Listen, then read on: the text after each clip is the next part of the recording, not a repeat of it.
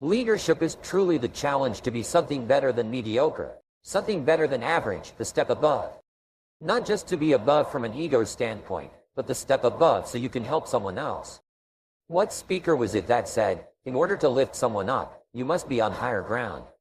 How true. The challenge of leadership to be something more than average or mediocre has these components. Make this list. This is a good list. 1. Learn to be strong but not rude. Strength we need. Rudeness we don't.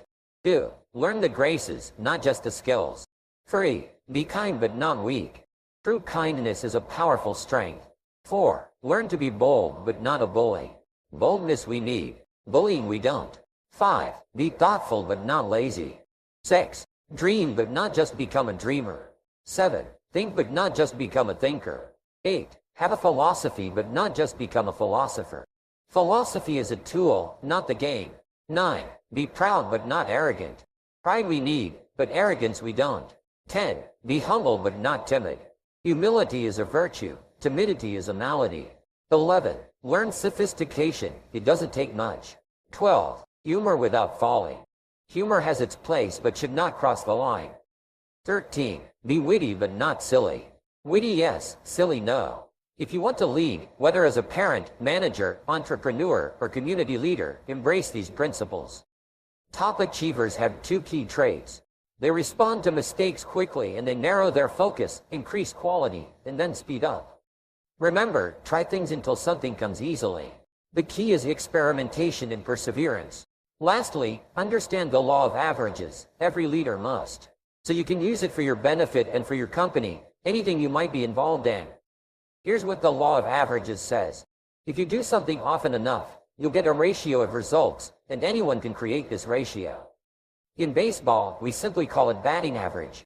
If you go up to bat 10 times and get a hit, we say you're batting .300, 3 hits out of 10. You don't have to be perfect going up to bat these days. Batting .200 or .300 can make you $4 or $5 million a year in sales. You don't need to bat 1,000, right? You don't need to bat perfect. You can get plenty of no's, but the yeses can make you rich. So don't worry about the no's, concentrate on the yeses that make you rich. The key, once the ratio starts, it tends to continue. If you can get 1 yes out of 10 presentations, chances are if you give 10 more presentations, you'll get another 1. 10 more, you get another 1. Next, the ratio can be improved. The 4th time you talk to 10, you get 2 instead of 1. Now you're starting to grow. We must also understand the ratio and the law of averages when it comes to dealing with all of the projects concerning human beings. Here's the simple ratio. Everything's a pyramid. Just make that note. Everything is a pyramid.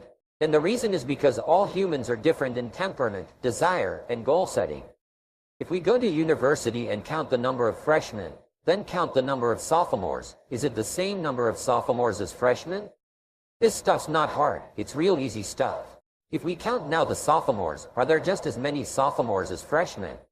The answer is no. Somebody says, why is that? It's just one of those things you don't need to study. This is real easy stuff. If, in the university, we were to now count the juniors, the junior class, count them, would there be as many juniors as sophomores? No. You say, well, shouldn't we fix this? And the answer is no, this is the way it is. Since everybody's different, everybody has different ambitions.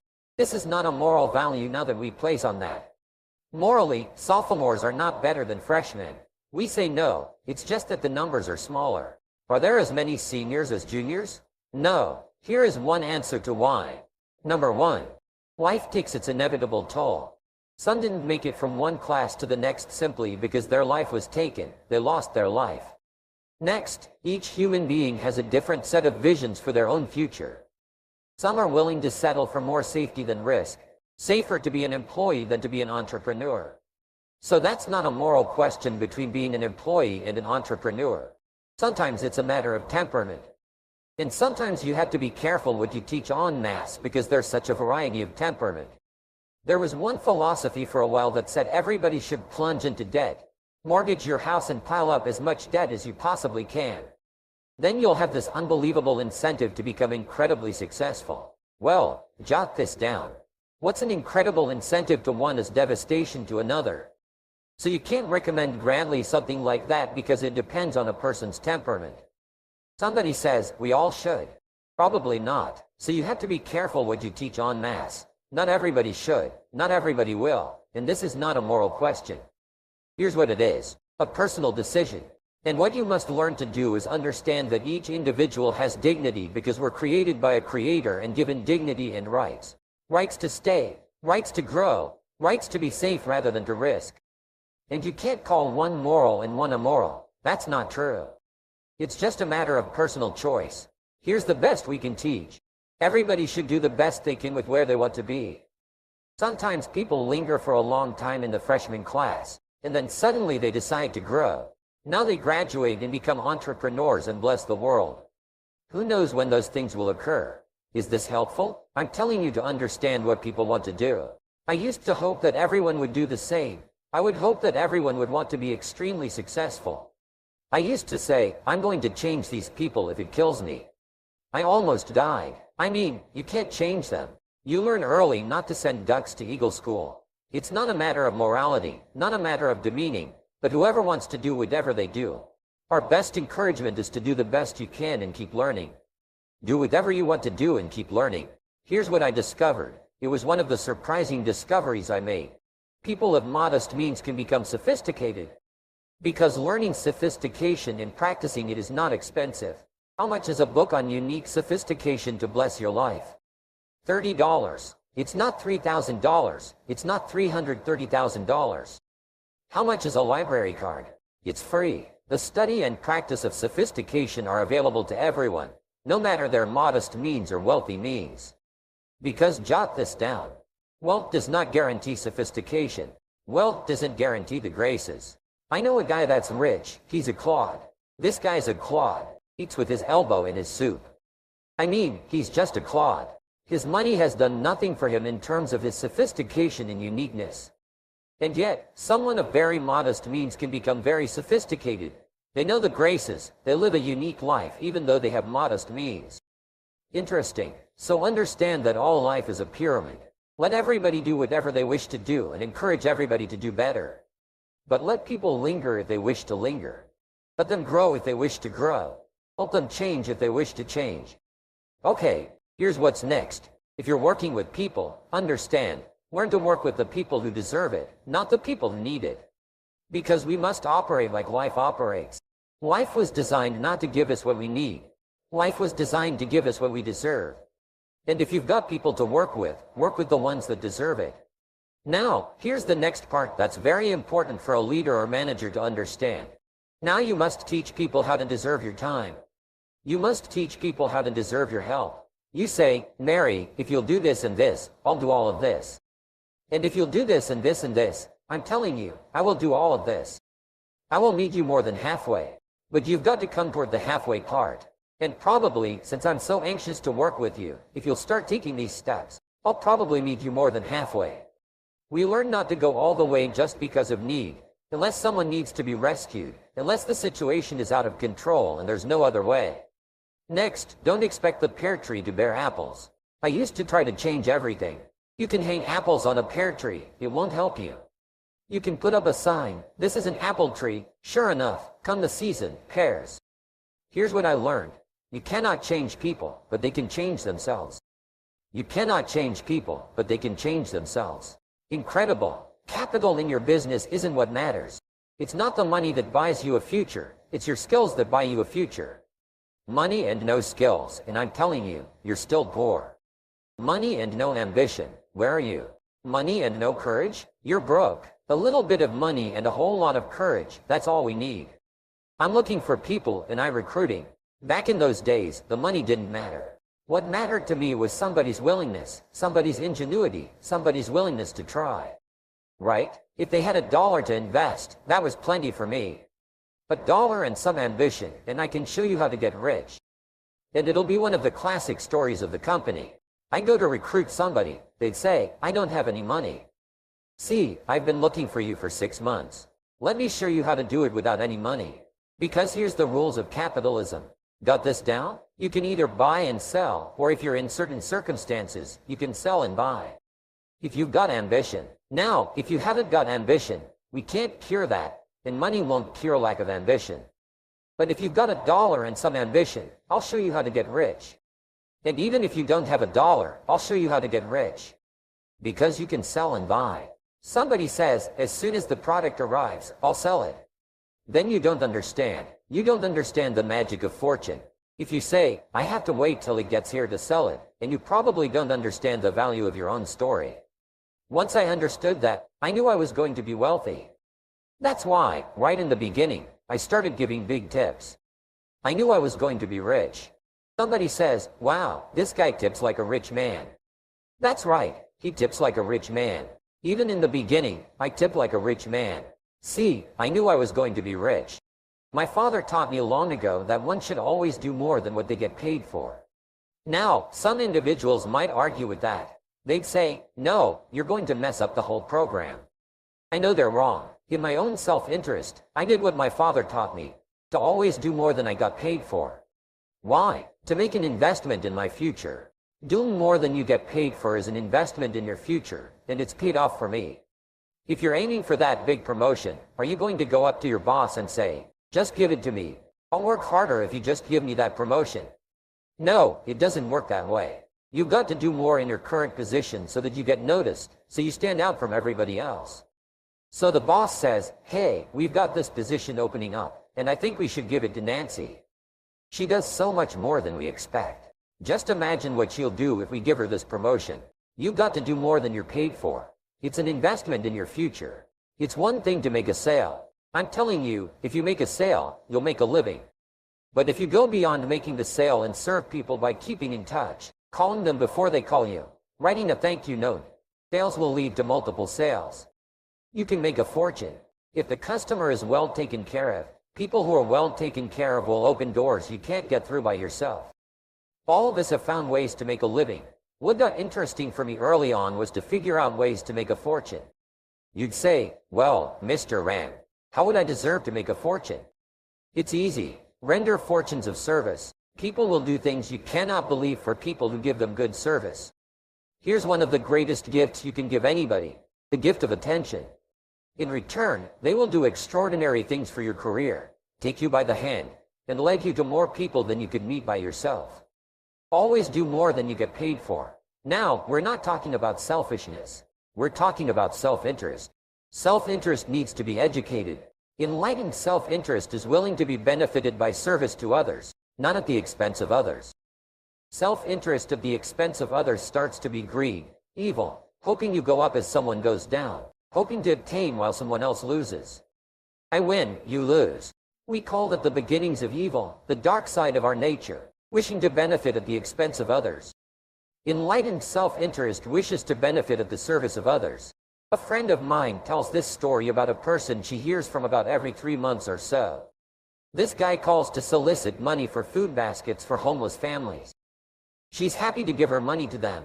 He was, unfortunately, homeless for a short period of time, and she knows the position these people are in. This group is legit. She checked them out, but after the second or third time this guy called, the same guy, he started talking to him about other stuff. Turns out, this guy is broke, living in a hotel, looking for any construction job he can find, any job at all. But what's unique about this guy is that he donates 2 or 3 hours a night, every night, to call people and get money to feed the homeless. Every night, for his hotel room. Now, most people would say this guy should use those hours every night to work a second job or a third job. But while he's way down on the ladder of success, he feels it's important to help those less fortunate than he is. He has a roof over his head. He makes enough to feed himself. And my friend says that every time she talks to this guy, every 2 or 3 months, he's doing better. He's digging himself out of debt. He's starting to save money. He thinks he'll be able to move into an apartment in another month or 2. Now, recently, an interesting thing happened. My friend was talking with an associate of hers. She's single, lives in a big house, needs to find a handyman to help her out on a regular basis, someone who can build an addition onto her house.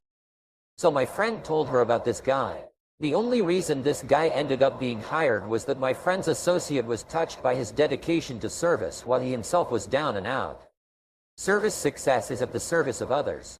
Now, this guy isn't rich by any stretch, But through my friend's network, he now has constant work doing things around several people's houses. And now he's in a place of his own. And guess what he does every night? He's still making phone calls to get money to feed the homeless. What great character this man has. Enlightened self-interest leads to wealth. Self-preservation leads to poverty. Somebody says, well, I can't be concerned about other people. I have to pay attention to myself. Well, then you'll always have to. Somebody says, I can't be concerned about other people's bills. I've got enough worries trying to pay my own. Well, then you'll have to worry about them for the rest of your life. The best way to get that monkey off your back is to turn your attention around. Once I understood some of this stuff I'm telling you, it revolutionized my whole life. Now, self-interest is okay, yes. But here's what self-interest must be if you truly want to be happy. It must be enlightened. It says, don't keep your attention on yourself. If you want your life to work out well, turn your attention to others. In your own self-interest, be enlightened. Truly act in your own self-interest by making an investment and service to others. Next, if you wish to receive, now there's nothing wrong with wishing to receive. It's part of self-interest. But here's the enlightened part. If you wish to receive, you must give.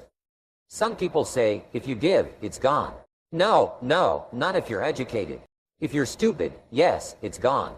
But if you're enlightened, chances are if you give, you've invested. And what do we expect an investment to do? Return. Get back what you put out. No, we expect it to return multiplied, bigger, greater. Life responds to deserve, not need. Life was not designed to give us what we need. Life was designed to give us what we deserve. What we deserve. Once you understand that little life principle in your own self-interest, I'm telling you, it's life-changing. The ancient law does not go like this. If you need, you will reap. No, it doesn't work that way.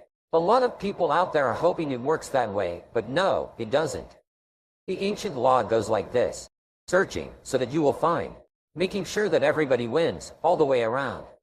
Enlightened self-interest needs to be educated. Enlightened self-interest says, I will learn that life is not just the passing of time. I will learn that life is the collection of experiences, ups and downs, highs and lows, laughter and tears. You must decide to act. You must have the discipline to act. Now, here's what's important about discipline. One discipline affects another discipline. All disciplines affect each other. In fact, here's a good philosophical phrase. Everything affects everything else. Nothing stands alone. Don't be naive and say, this doesn't matter. Of course, it matters. It all matters. Some things may matter more than others, but everything matters. If you'd rather sleep in and go for a walk around the neighborhood, pretty soon it will matter. If you'd rather spend your money instead of saving it, pretty soon it will matter. If you'd rather put off a letter to an old friend instead of corresponding regularly, pretty soon it will matter. If you'd rather work late every night instead of going home and spending time with your family, pretty soon it will matter. It all matters. Every letdown affects the rest. If you won't walk around the block, you probably won't eat right, and you probably won't buy the books, and you probably won't attend the seminars, and you probably won't spend your money wisely. And after years of this, it all adds up. So the key to reversing this process is to start picking up the disciplines. It does matter. It all matters. Now, here's the positive side. Every new discipline affects the rest. Every new discipline makes a difference. That's why action is so important. The smallest action, the least action, the action that you won't think will matter. It all matters. Take it, because when you start accomplishing and the value starts to return, you'll find inspiration to do the next one, and the next one, and the next one. If you start walking around the block, it'll inspire you to start eating right. You start eating right, it'll inspire you to get a book. You get a book, and it'll inspire you to get a journal. You get a journal, and it'll inspire you to develop some skills. Disciplines affect each other. Lack affects the rest of your life. The key is to diminish the lack. One of our greatest temptations is to just ease up a bit, to do just a little bit less than you're capable of, to take a little break. Somebody says, it'll just affect my sales. No, it'll affect your consciousness. It'll affect your philosophies. It'll affect your home life. It'll affect everything. No, you can't ease up a bit. That's what vacations are for. When you're at work, work. When you're on vacation, rest. Wherever you are, be there. If you think about vacation when you're at work, you'll surely think about work when you're on vacation. You'll just mess it all up. So be disciplined. Get involved. Do all that it takes to get the job done. Get your health back. Get your bank account where it's supposed to be. Get your family in order. Get disciplined. Be disciplined every day. When you set up the disciplines that give your life structure, miracles can happen, multiplied. And I'm telling you, anybody who wants to make a drastic change in their income can do it. I was broke at age 25 and a millionaire at age 31. Everything around me was the same. I changed. I refined my philosophy. I read the books. I took the classes. I started looking at life a little differently. I'm telling you, it works. Now, there are 6 principles of building ambition that we will discuss as we go through this program. These principles work together, creating and directing energy, directing your energy toward achievement, directing your energy toward self-expression.